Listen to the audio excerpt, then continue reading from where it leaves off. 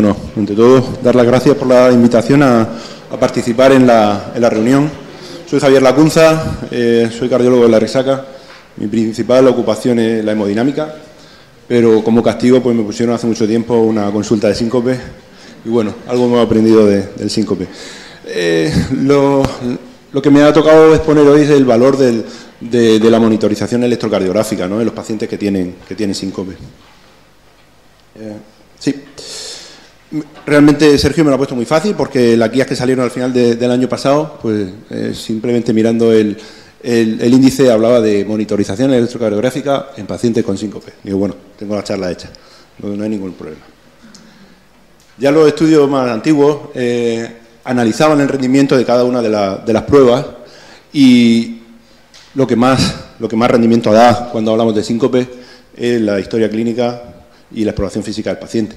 Si a eso además le unimos el electrocardiograma, tenemos diagnosticado más del 50% de los síncopes que nos van a venir a la consulta. Después hay muchas más pruebas, estudio electrofisiológico, mesa basculante, distintos tipos de monitorización electrocardiográfica, pero lo más importante, como ha dicho Sergio ya, es la historia clínica y un electrocardiograma. No voy a hablar más del electrocardiograma, pero saber que el electrocardiograma tiene valor tanto diagnóstico como pronóstico. Un paciente con este electrocardiograma, el pronóstico es malo, ¿de acuerdo? Se hizo hace poco en el grupo de estudio GESINUR, que fue un estudio que se llevó a cabo en centros de urgencia de España, sobre síncope. Creo que, Matías, vosotros participasteis, me parece, como centro seguro, ¿eh? Y hablaba del valor pronóstico de los electrocardiogramas en los pacientes con síncope. Y se vio que, bueno, pues aquellos que tenían estimulación ventricular, fibrilación auricular o hipertrofia ventricular izquierda tenían un pronóstico peor que otros electrocardiogramas. Bien, ese mismo grupo de estudios GESINUR hizo su primer estudio fue, bueno, vamos a estudiar los síncopes en urgencia, qué es lo que se ve en urgencias, qué pruebas se le hace y qué rendimiento diagnóstico tiene. Y aquí vemos un poco la tabla que resume todo. Lo que más rendimiento diagnóstico daba es el test de ortostatismo, y lo hacemos muy poco. Realmente, fijaos que de 1000 pacientes se le hizo a 56, o sea, un 5% de los pacientes que vivan por síncope se le hizo un test de ortostatismo, que es ponerlo de pie y tomarle la tensión, ¿vale? El electro, también buen rendimiento, ¿eh? Esto sí que lo hace mucha gente. Un 9% de los pacientes se obtuvieron datos significativos en relación con un electrocardiograma basal. La monitorización continuada en urgencia, un rendimiento bastante bajo, 2%. Lo que pasa es que es muy barato. Le enchufamos la pegatina, le ponemos el electro un rato y vemos si hace alguna cosa. Pero realmente el rendimiento es muy bajito. Y no hablamos nada ya de la analítica de sangre. No sirve para nada en un paciente que acude por síncope, rendimiento bajísimo, una placa de tórax, rendimiento bajísimo, y un escáner cerebral, rendimiento bajísimo, salvo que sospeche que tenga algún problema de origen cerebral, pero si no, no hay que pedirle. Bueno, se pide habitualmente pues porque muchos de ellos vienen con traumatismos craneoencefálicos, pero realmente el rendimiento que tenemos del TAC de cerebro como diagnóstico del origen del síncope es muy malo. Por tanto, podríamos ahorrar muchas pruebas en este tipo de pacientes. La telemetría en los pacientes con síncope, pues realmente el rendimiento es variable. Hay distintos estudios. En este caso, pues parece ser que hasta un 17% de los pacientes que estuvieron monitorizados durante una estancia tuvieron un diagnóstico, pero ya hemos visto en el otro caso, en el síncope en urgencia, que eran menos del 2%.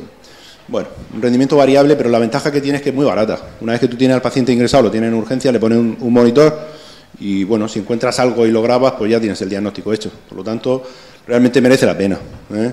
Eso es lo que reflejan las guías, ¿no? Que, bueno, aunque tenemos un nivel de evidencia bajo, pero al ser tan barato, pues realmente merece la pena poner una telemetría al paciente. ¿Qué pacientes ¿En qué pacientes tendríamos bueno, mayor indicación? Pues, por supuesto, en aquellos que vemos cambios, o sea, ¿en qué pacientes haríamos un diagnóstico evidente? Pues cambios eléctricos compatibles con isquemia, bloqueo de segundo o tercer grado, pausa, en fin, todo esto. El Holter. Bueno, ¿realmente merece la pena poner un Holter? ¿Qué rendimiento creéis que tiene el Holter en un paciente con electrocardiograma? Con un síncope. ¿Alto, bajo? Bueno. Realmente sirve muy poco, sirve muy poco, ¿de acuerdo? Sí sirve algo más el síncope, el Holter de larga duración. Un Holter de 24 horas, encontrar un hallazgo diagnóstico en un Holter de 24 horas es muy raro. Es mucho más rentable los Holters de larga duración, lo que pasa es que también son más caros. No obstante, si se hace un análisis entre el rendimiento y el diagnóstico, pues parece que favorece, que va a favor de los Holters de larga duración. Estas son las máquinas de Holter de larga duración y estas son las monitorizaciones de grabadores de eventos que tenemos ahora mismo disponibles. Hay dos tipos básicos. El primero, el que tenemos en los hospitales, el de la izquierda, y el de la derecha, son los más modernos, el dispositivo Cardia, que tenemos algunos.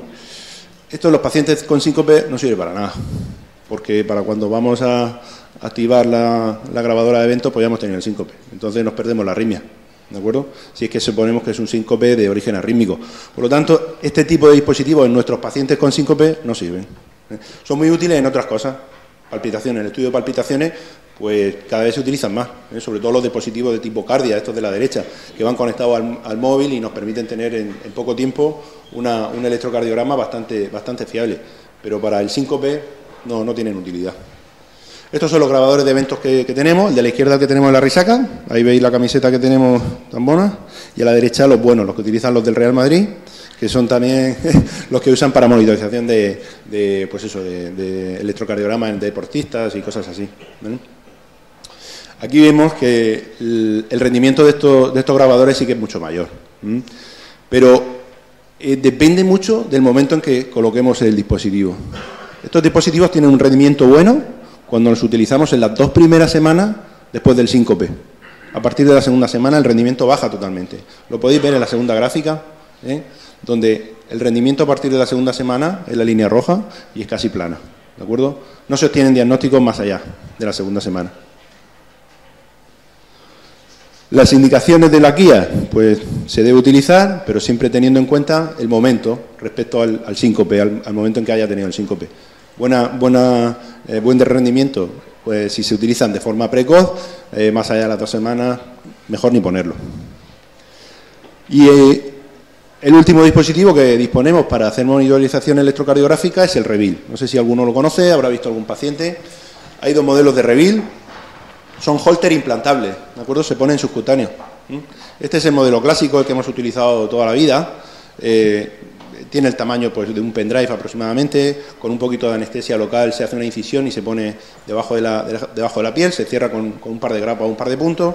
El tiempo de duración del registro llega hasta los 3 años, con lo cual estamos con una monitorización continuada del paciente durante 3 años. El Holter implantable tiene además pues 2 ventajas. Una, que tiene una grabación automática de eventos, es decir, aunque el paciente no note nada, él va a detectar determinadas arritmias o determinados parámetros que considera patológicos. Una pausa de 5 segundos en un paciente que está durmiendo, él la va a registrar, ¿de acuerdo? Aunque el paciente esté durmiendo y no se entere. Y después tiene la posibilidad también de la activación manual, es decir, pacientes que tienen un síncope, activan el dispositivo y durante el síncope el paciente presenta ritmo sinusal. Bueno, sabemos que el paciente ha tenido un síncope, pero que no es un síncope arrítmico. Ya después investigaremos cuál es la causa del síncope, pero sabemos que la causa, digamos, más peligrosa de síncope en estos pacientes, que son arritmias ventriculares o arritmia por bradicardia, pues la podemos descartar directamente. El otro modelo es el Revil Link, salió relativamente hace poco. Tiene la ventaja que se implanta pues como una inyección. Es muy sencillo de implantar, pero es muy difícil de quitar. Y también tiene una monitorización prolongada, aproximadamente 1 año y medio, 2 años, y el paciente puede estar en su casa y nosotros registrar digamos que los electrocardiogramas que está guardando el dispositivo. Tiene la ventaja de que podemos hacer seguimiento remoto, no tiene que venir a la consulta. El otro sí tiene que venir periódicamente para ver si ha habido alguna cosa o no. En este no, en este directamente lo podemos controlar desde casa o desde la consulta. Bien, el valor del Holter implantable, pues esto es un aparato ya antiguo y ya en los primeros estudios del 2001 se hicieron estudios aleatorizados de pacientes que tenían síncope. Ese es el estudio, bueno, uno muy antiguo de Cran, que publicaban en Circulation, ¿no? una de las revistas gurú de la cardiología. 30 pacientes con síncope fueron a un estudio convencional de los que se hacía en ese momento, mesa basculante, Holter, estudio electrofisiológico si se consideraba, y otros 30 iban directamente a monitorización con el REVIL. De los primeros, de los que fueron a la monitorización, casi un 50% tuvieron un primer diagnóstico con el Holter implantable, mientras que solamente 6 de los 30 pues, tuvieron un diagnóstico con el estudio convencional. Y después se hizo un cruce. Dijeron, bueno, pues vamos a ver los que no se han diagnosticado mediante un método, vamos a cruzarlos y los llevamos al otro lado. De los 13 que no se diagnosticaron con la monitorización prolongada, se le hizo un estudio convencional y solamente a uno se le consiguió obtener un diagnóstico adicional. Mientras que de los 24 que quedaron no diagnosticados después de un estudio convencional, pasaron a Holter implantable y de ellos se diagnosticaron 8, es decir, pues aproximadamente un 30% más. ¿De acuerdo? El rendimiento está claro, 43% con el Holter implantable versus un 20% escaso con un estudio convencional completo. Estamos hablando completo, estamos hablando de un estudio desde el punto de vista cardiológico, incluye muchas pruebas. ¿De acuerdo? Posteriormente, el Holter implantable se estudia en muchos otros sustratos, pacientes con síncope y sin cardiopatía, pacientes con bloqueo de rama, pacientes con síncope y cardiopatía estructural, y en todos ellos ha demostrado una utilidad importante. No obstante, cuando analizamos qué es lo que hacíamos en las unidades de síncope, pues veíamos que esto es un estudio que recoge muchísimos pacientes de las unidades de síncope en Italia. En Italia las unidades de síncope están muy desarrolladas. Y vieron que de 700 pacientes que le llegaban, pues al final se quedaban 150 sin diagnosticar. De ellos, 110 tenían indicación potencial de llevar un REVIL. ¿De acuerdo?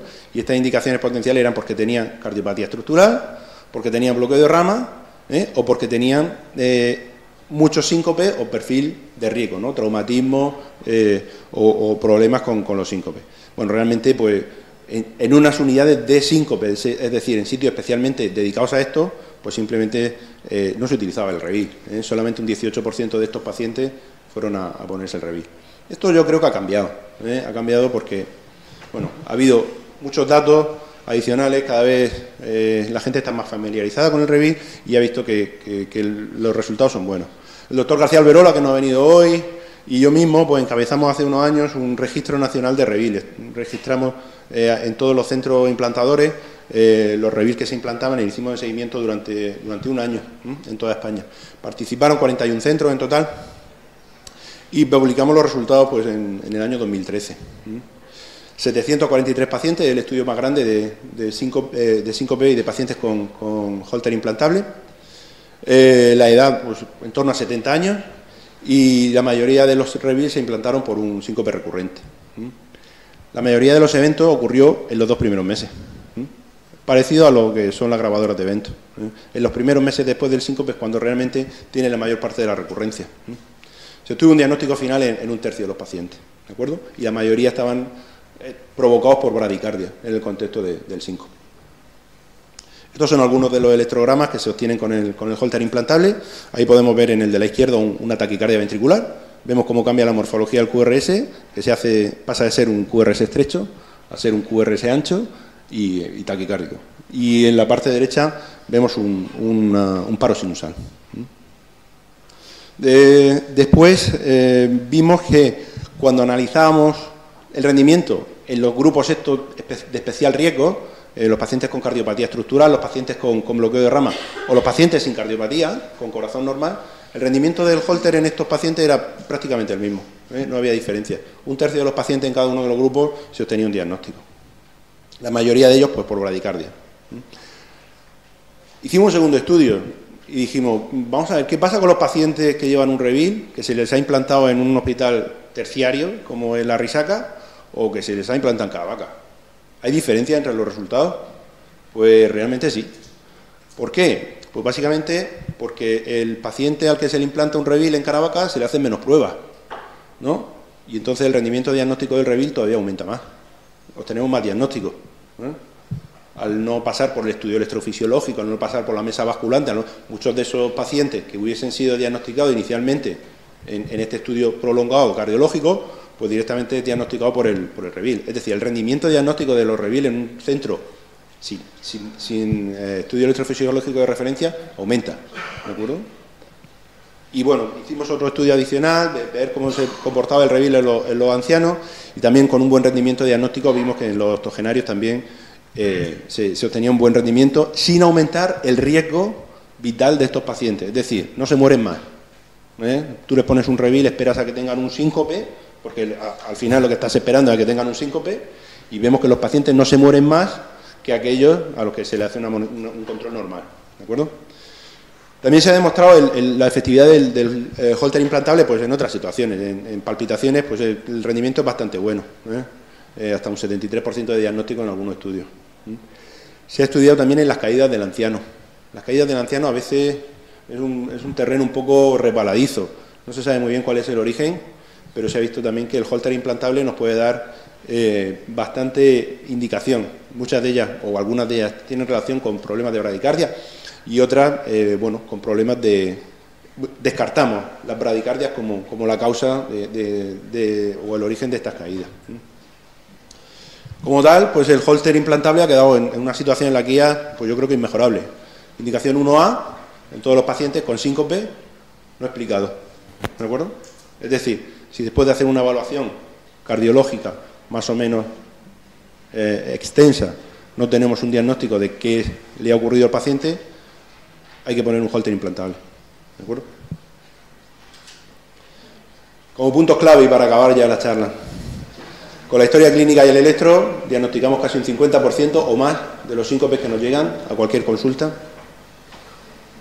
La telemetría, rendimiento escaso, pero el costo también escaso y merece la pena. El Holter convencional, mejora quitarlo de la estratificación en el síncope. Holter de larga duración, sí, pero en las primeras semanas, si somos capaces de acceder a esta prueba en las 2 primeras semanas, podemos tener un rendimiento diagnóstico decente. Si pasa más de 2 semanas, mejor no intentarlo. Y el Holter implantable es útil, nos da un 30% de diagnóstico en pacientes a los que se le ha hecho un estudio completo y no se ha encontrado un diagnóstico fiable, ¿de acuerdo? Y nada, muchísimas gracias por la atención.